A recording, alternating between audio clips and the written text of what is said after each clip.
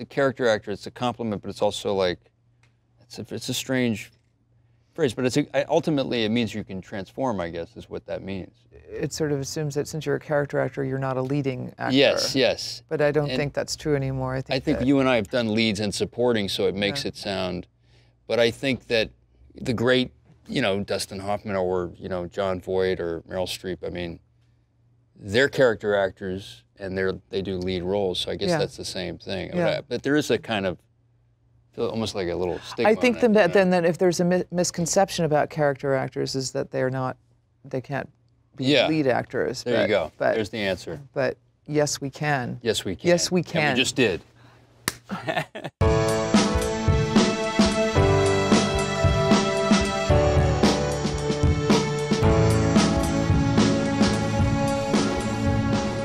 So, Allison. Yes, Sam Rockwell. Yes, Allison Janney. Yes, Sam Rockwell. You're, you know, effing astonishing in this movie. You're amazing in this movie. I mean, you're really fucking good. I'm sorry, I had to say fuck. You're so good in this movie. I, Tonya. You are so good in I, Tonya. It's like mind-blowing how good you are. And this role was written for you by a guy, Steve Rogers, is that right? Yeah, Steven Rogers and I, actually we went to the neighborhood playhouse together back in the day. Doing the Meisner we did the Meisner, you know, you're wearing a blue suit. Nice, nice. Do you know that? I did Meisner with Bill Esper, yeah. You're wearing a blue suit. I'm wearing a blue suit. You're wearing a blue suit. I'm wearing a blue suit. You're wearing a blue suit. I'm wearing a blue suit. You are wearing a blue suit. I am wearing a blue suit. You are wearing a blue suit. I am wearing a blue suit. You are wearing a blue suit. I'm wearing a blue suit. You're wearing a blue Wow, we were really doing it. It was about to change. It was about to change. It was about to change. Yeah, yeah, yeah.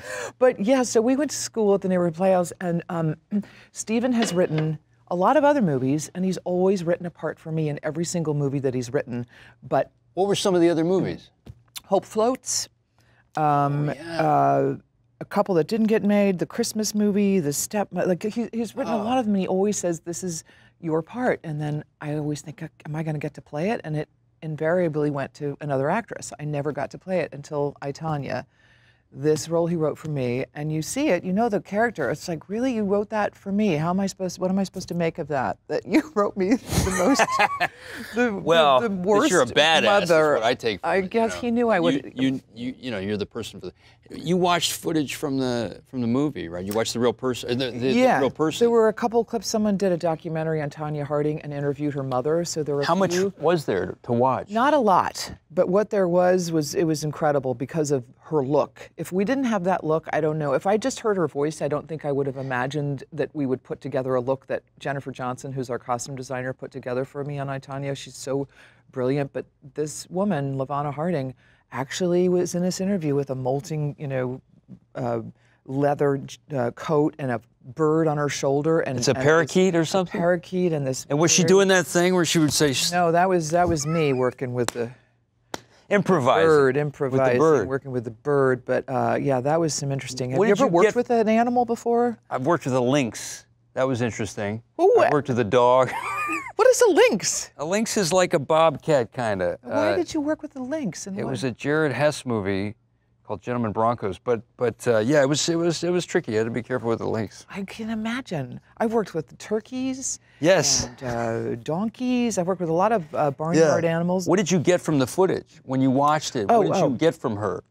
Like sort of gave you something, like you got an accent, you got a look. You know what I saw from the footage was a woman who cared very deeply about her, like she had this one moment where she says, you know, I don't see Tonya anymore, and you know, I don't care, it doesn't bother me at all. I'm not bothered at all. And it was just, you just saw underneath the pain that was there and how much resentment she had towards her daughter and towards the world of figure skating, and she was filled with. Was she that intense? Like when she's pouring the whiskey and the coffee and she's like, all that, I mean, the knife, when you stabbed Margaret with the knife, was that all, is that? Well, you know, Steven interviewed Tonya Harding and Jeff Gillooly, and all of these stories are their accounts of what happened, even though they are, as Steven says, wildly contradictory, which is what was fun for him writing the movie. He decided, well, I got to tell everybody's side, because everybody's got a completely different story. So that's why he broke the fourth wall. Yes, but my God, it's extraordinary. But so she, So I got her point of view, but Stephen put on the smoking and the drinking. We don't know if she smoked or drank. That was Stephen, and then it was me. I mean, I didn't drink real alcohol during the filming of this movie, but I did smoke a lot of cigarettes, which was the herbals or the real ones? No, well, the ones I picked for her were those long. You remember those? And you can't do that herbal. That's a dark filter. Yeah, right? I didn't know I couldn't do it herbally. So the prop guy informed me that after we'd already had 2 scenes. I was like, can we just switch over to the herbal ones? He was like, that. You kind of picked that one, so you got to stick with it. Mrs. Harding. Slavana. I am so sorry, but there's no smoking on the ice. Oh, well, I'll smoke it quietly then. This here is my daughter, Tanya. Let's jump over to you for a minute. I want to hear about how this script came, because you. Yes. Oh my God. Seriously blew me away in this. I've never seen you go over, I mean, the most incredible arc, the best, I mean, and he wrote it for you. I'm so, I know. It's incredibly jealous and so excited for you, because it's truly extraordinary what you do in this movie. Well, it's a great part. I'm very lucky. I've worked with him 3 times now. I did a play with him, with Chris Walken. Is that where you first met him? That's where I first met him. I almost did Pillow Man. So I met him in London years ago, and I was gonna maybe do Pillow Man with Billy Crudup, and that didn't pan out. And then I did something else. And then he wrote this other play, Beheading in Spokane, which I got to work with Anthony Mackie, Zoe Kazan, and the fabulous Christopher Walken, who he then... Where did you do that? We did that on Broadway. We had a lot of fun with it. Where was I? It was, where the hell was it? Was that? The Belasco? I don't know. I forgot what theater it was. I'm anyway. really sorry I didn't see that, because God damn you. I really am, because... wait. But it was really fun, and we had a lot of fun. And so then he wrote 7 Psychopaths. We did that. He put Chris Walken in that, and Woody, and then put Woody in this one. And this role is amazing. I mean, it's an amazing role. I mean, it really is. And what I love was your physicality in it is kind of brilliant, which made me, I know we were dancing earlier, I thought, I knew you'd be a good dancer because of I just loved your body language in that. It was really, and your little paunch you had. I had a little paunch. I gained a little weight, but the costume designer, Melissa, put some padding in my pants, which accentuated the whole thing, and you said it. And she kind of made me look a little bigger, and makeup and all that stuff helps. When you walked across when you find out, Woody's character. Yeah, and throw the guy off the roof. You were like this lovable goof, kind of idiot. Yeah. Not idiot, but what do you call yourself? He's kind of an idiot, kind of a goofball. Yeah, a goofball. And comic relief. You're the comic relief, and then no, you are not anymore. Yeah. And then it's so beautifully touching at the end. And the woman who played your mother? Sandy Martin, amazing. You too. She was in Napoleon Dynamite. She's amazing. Oh my God, my favorite was when you told her, you were like, you can't go down and talk to them. What are you gonna, what would you say? That. I just loved that so much. Yeah. It was. And she's watching Donald Sutherland on the TV. And she's got a turtle. She's got a turtle. I wonder if some people miss that, because it's just such a great. So whose choice was that to have a turtle? I think we were maybe going to have another animal, and they couldn't get that animal, so they got this turtle. I think it was going to be a rabbit. I think. Really, I think the turtle is a really good choice. Turtle's great. And what was this? I know I'm jumping all over at the movie. No. You were listening to the music, and I heard you were going, "Meow, meow."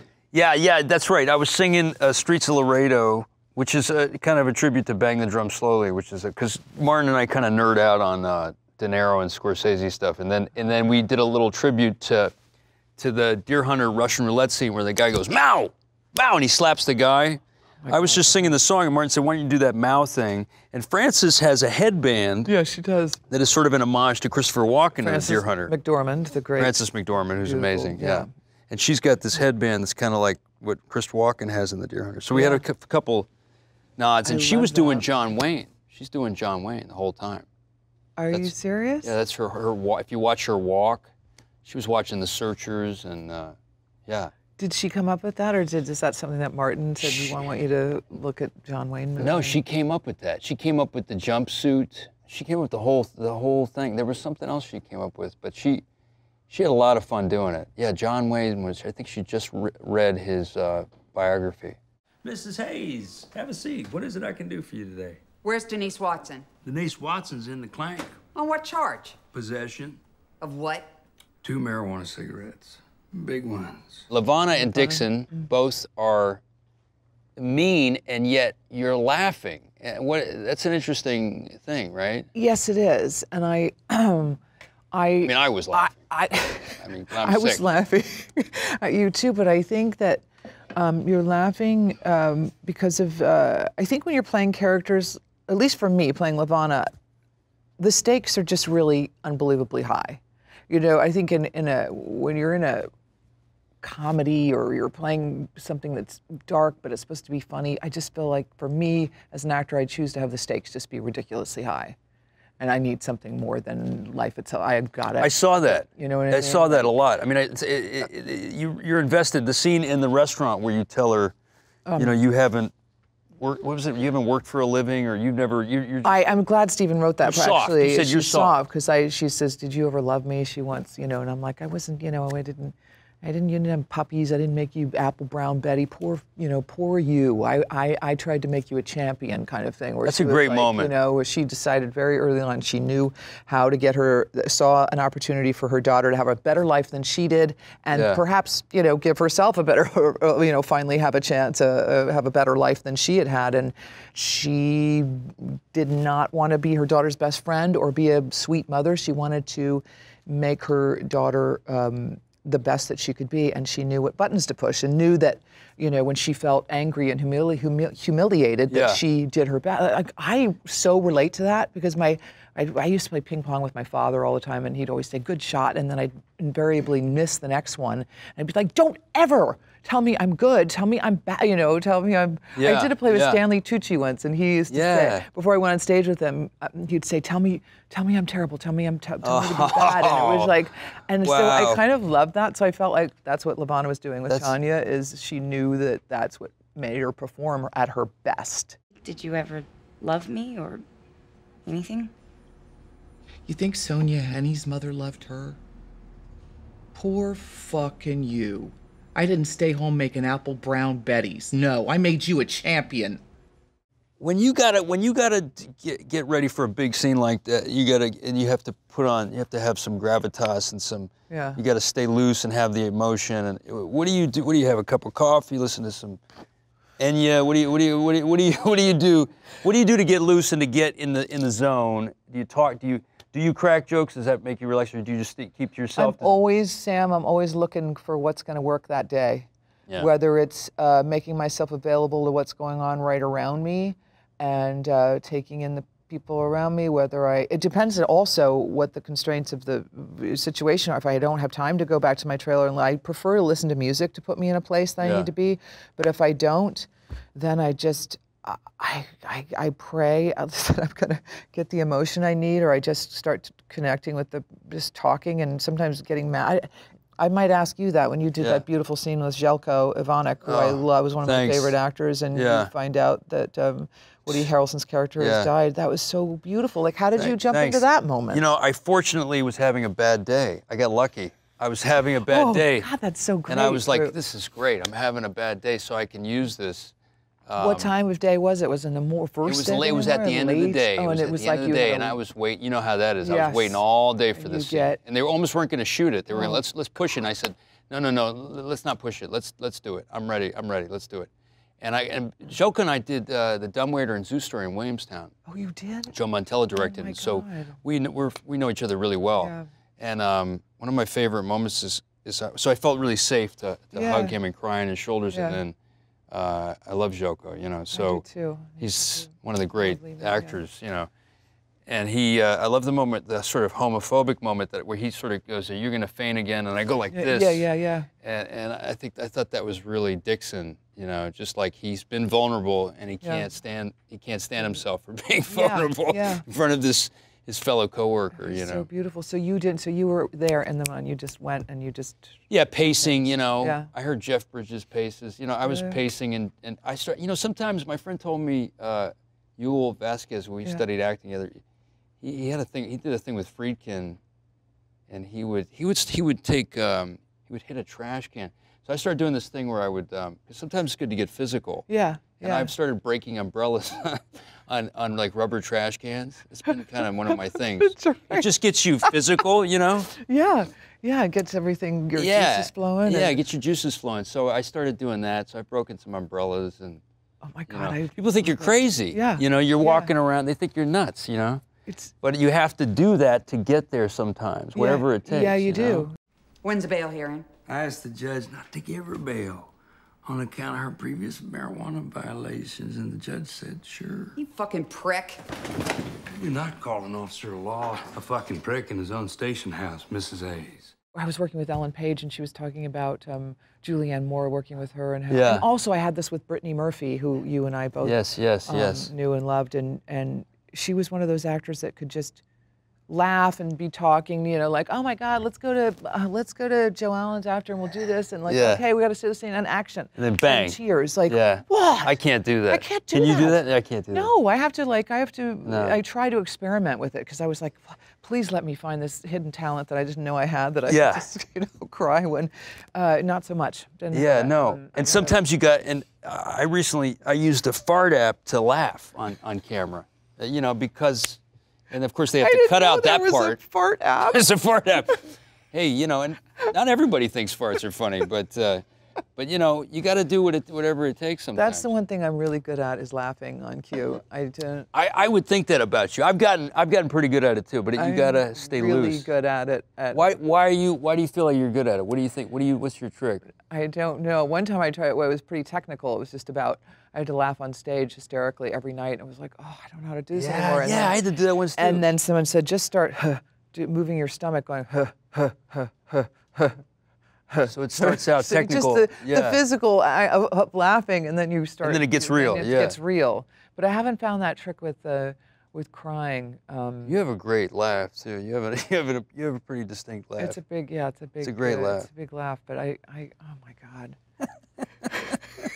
Are you fake laughing? I'm real laughing. I'm real laughing. What has been, would you say, your most challenging role you've ever tackled in your very short time on this planet?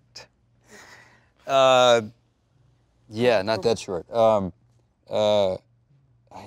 know, Jesus, I don't know how to answer that. That's they've all been. Is it like everyone has its particular challenge? I think so. Yeah. Would you say the same? I would. To that question?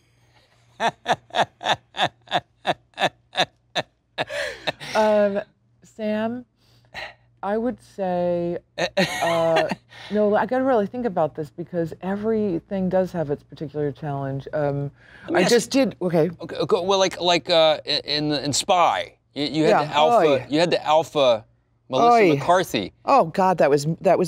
How was that? Because she's pretty alpha, and you had to alpha her. So well, how I alphaed her was to just keep my mouth shut, and because I could improv as the fish out of water or the dumbest person in the room, not to cut myself down, but I cannot improv as the head of the CIA. But you did. Yeah, but I did it by not saying anything. I would just say the lines that Paul Feig wrote brilliantly and say those and leave it alone. But Melissa would go she would just go off, and I just would sit there, and my challenge was to not feel like I wasn't adding anything to the scene, making it better by just saying nothing. But that's what I had to do, is just that my challenge was to be okay with the fact that I was just going to listen to her. She was very generous because you said some biting things to her that were hilarious. I mean, really. All Feig, everything. Nothing was improv done to me, but it was a lot of fun. But to get back to your original question. Yes. What do you think is the hardest thing? I think I make a challenge for myself in everything I do. There's always something. It's never easy. There's always something. It always costs something. If you're showing up, Whether it's an emotional scene you want to get right, and if you don't, and a lot of times I feel like I haven't, and I feel like a doctor who's killed a patient on the table. Like I feel that bad about not bringing to the scene what I want to bring to make it really great. Are you a hard critic? I know that feeling. Do you? I am a tough critic, but I've known people who've been really hard on themselves, and I've not attractive, right? I've seen it, and I've seen it up close and personal, and I always vowed to myself that I would, especially with theater, you know. With film, you're right. It does feel like a dead patient on the operating table. But with theater, I feel like, all right, there's tomorrow. Yeah. You know, let's go get a steak or whatever. Let's, you know, it's tomorrow. Yeah. Because if you're too hard on yourself, I've seen that, and I'm hard on myself, but I've seen it really bad with people. I don't let it interfere with my. I don't act. No, I don't think badly, you do either. I mean? But there are those that do. No, me too. I'm very tough on myself, but I've seen where it gets really bad. Yeah, yeah. Sam, have you ever been fired? I've been fired, sure. Really? You been fired? Not yet. Really? Yeah. Wow, yeah. I've been fired a couple of. I was fired from NBC. Why? What did you do? When I was 18, I just did a pilot, and then they reshot all my stuff. I think Phil Hoffman was fired a couple times. I think a lot of good people have been fired, but. And how did you handle that disappointment? You know, it's weird. It's kind of devastating for like a week or two, and then you're like, all right, you figure it out. You know, I don't know. Because you have to. Yeah, yeah. You know, what else are you gonna do?